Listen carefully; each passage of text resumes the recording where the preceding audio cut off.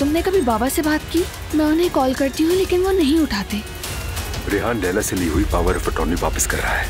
बदले में मैं उसे वो रकम दूंगा जिसका मैंने वादा किया था, लेकिन मुझे उस पर बिल्कुल भी भरोसा नहीं है।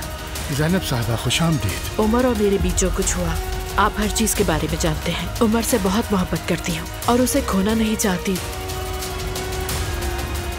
वो तो कह रही पेमेंट कर दी है।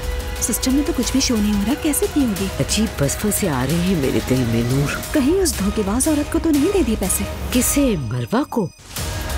मैंने तो सोचा भी नहीं था वो इतना रोमांटिक निकलेगा। कल की शाम बहुत अच्छी थी।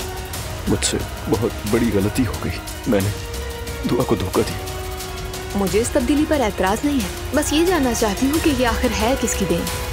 अभी अभी तो नूरुल्लाह आकर गया है, तुम्हारी बीवी उसे बहुत पसंद आई। क्या मतलब? दुआ तो कल घर पर ही होगी।